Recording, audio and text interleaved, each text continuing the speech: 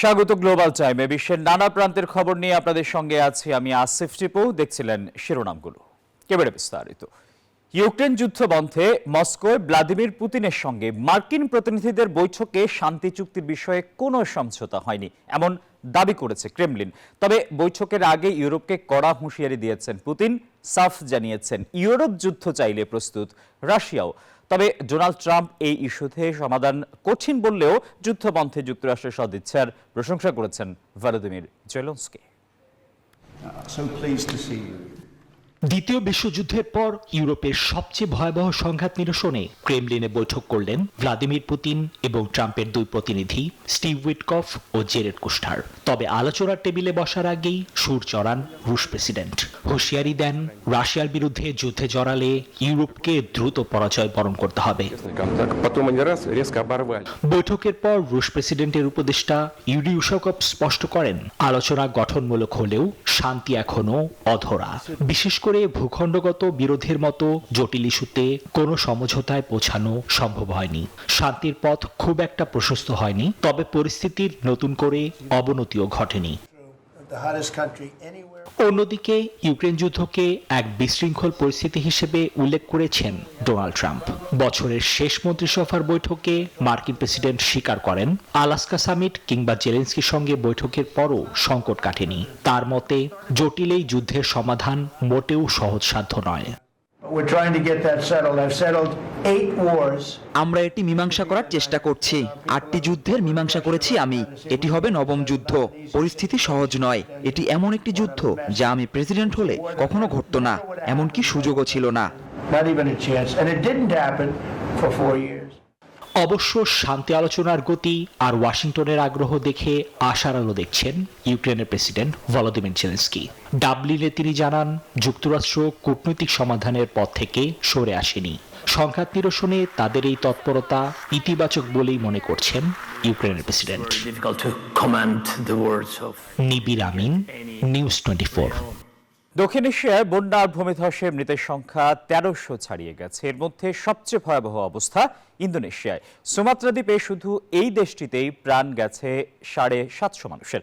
অন্যদিকে ঘূর্ণিঝড় দ্বিতীয়ার তাণ্ডবে বিপর্যস্ত শ্রীলঙ্কা, সেখানে নিহত 460 জনের বেশি। খাবার আর পানির তীব্র সংকটে স্থানীয় স্বেচ্ছাসেবকরাই এখন দুর্গতদের ভরসা। এছাড়া থাইল্যান্ডেও বন্যায় প্রাণ হারিয়েছেন 181 জন। পানিবন্দী রয়েছেন প্রায় 40 লাখ মানুষ। জাতীয় নিরাপত্তার অজুহাতে 19টি দেশের নাগরিকদের গ্রিন কার্ড ও নাগরিকত্ব সহ সব ধরনের অভিবাসন আবেদন স্থগিত করেছে ট্রাম্প প্রশাসন। ওয়াশিংটনে ন্যাশনাল গার্ডের উপর হামলার ঘটনায় এক আফগান নাগরিক আটকের পরই এই কঠোর সিদ্ধান্ত নেওয়া হলো। স্থগিতাদেশের তালিকায় আফগানিস্তান, সোমালিয়া, ইরান, হাইতি ও ভেনেজুয়েলার মতো দেশগুলো রয়েছে। সোমালিদের নিয়ে কড়া সমালোচনাও করেছেন মার্কিন প্রেসিডেন্ট ডোনাল্ড ট্রাম্প। নতুন নির্দেশনায় বলা হয়েছে, এসব দেশের আবেদনকারীদের এখন কঠিন যাচাই বাছাই ও পুনরায় সাক্ষাৎকারের মুখোমুখি হতে হবে।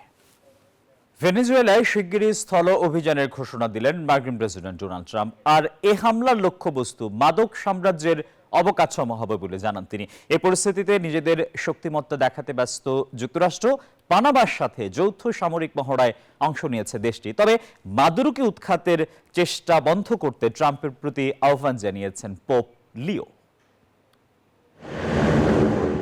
মাদক বিরোধী অভিযানের আড়ালে ভেনেজুয়েলাকে ঘিরে ওয়াশিংটন কারাকাস সম্পর্কের উত্তেজনা দ্রুতই নতুন মাত্রা পেয়েছে। সম্প্রতি ভেনেজুয়েলার সন্দেহভাজন মাদকবাহী নৌকায় মার্কিন নৌবাহিনীর দ্বিতীয় দফা বা ডাবল ট্র্যাপ হামলার অভিযোগ আন্তর্জাতিক অঙ্গনে সৃষ্টি করেছে তীব্র বিতর্ক।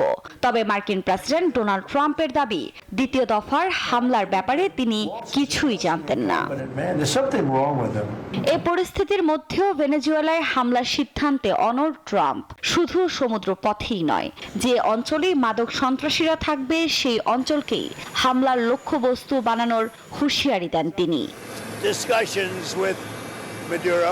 যুদ্ধময় এ পরিস্থিতিতে নিজেদের শক্তিমত্তা দেখাতেও ব্যস্ত যুক্তরাষ্ট্র। মঙ্গলবার পানামার সাথে যৌথ সামরিক মহড়ায় অংশ নেয় ট্রাম্প প্রশাসন। বিশ্লেষকরা বলছেন, এই মহড়ার মধ্য দিয়ে উষ্ণমণ্ডলীয় জঙ্গলে টিকে থাকার অভিজ্ঞতা অর্জন করতে চাইছে মার্কিন সেনারা। এদিকে নিকোলা মাদুরোকে ক্ষমতাচ্যুত করার চেষ্টা বন্ধ করতে ট্রাম্পের প্রতি আহ্বান জানান পোপ লিও। অন্যদিকে ট্রাম্পের হুঁশিয়ারিকে উপেক্ষা করে কারাকাসের সিমন বলিভার আন্তর্জাতিক বিমানবন্দর থেকে বিমান চলাচল অব্যাহত রয়েছে। আফরিন মৌ, নিউজ 24। যুদ্ধবিরতির 50 দিনে 591 বার যুদ্ধবিরতি লঙ্ঘন করেছে ইসরায়েলি বাহিনী। এতে প্রায় 400 ফিলিস্তিনির প্রাণ গেছে, এমন তথ্য জানিয়েছে গাজার সরকারি মিডিয়া অফিস।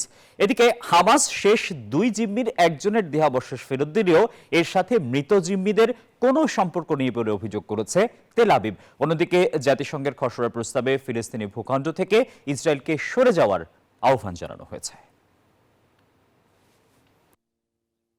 পশ্চিম তীর ও গাজা ভূখণ্ড দুটি ফিলিস্তিনি জনগোষ্ঠীর আবাসস্থল এবং ইসরায়েল ফিলিস্তিন সংঘাতের কেন্দ্রবিন্দু। 1967 সাল থেকে পশ্চিম তীরে বসতি করছে ইসরায়েল।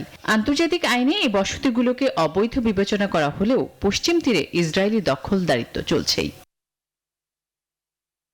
জাতিসংঘের খসড়া প্রস্তাবে ইসরায়েলকে অবিলম্বে ফিলিস্তিনি ভূখণ্ডে তার অবৈধ স্থাপনা বন্ধের আহ্বান জানানো হয়েছে। তবে এসবে যেন সামান্য ভ্রুক্ষেপ নেই ইসরায়েলের। গেল 10 অক্টোবর থেকে গাজায় শুরু হওয়া যুদ্ধবিরতি কয়েকশোবার লঙ্ঘন করেছে দখলদার বাহিনী। এতে প্রাণ গেছে বহু নিরীহ ফিলিস্তিনির। পশ্চিম তীরেও চলছে আগ্রাসন। এদিকে গাজায় শেষ 2 জিম্মির একজনের মরদেহ ফেরত দিয়েছে হামাস। তবে ইসরায়েলি প্রধানমন্ত্রীর কার্যালয় বলছে ফরেনসিক পরীক্ষায় এই মরদেহের সাথে মৃত জিম্মিদের কোনো সম্পর্ক নেই।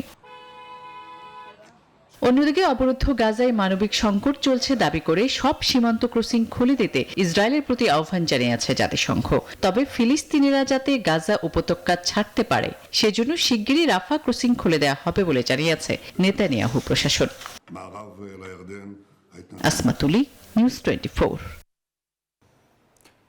ধ্বংসস্তূপ আর হাজারো অনিশ্চয়তার মাঝেই নতুন জীবন শুরু করলো ফিলিস্তিনের গাজার 54 দম্পতি।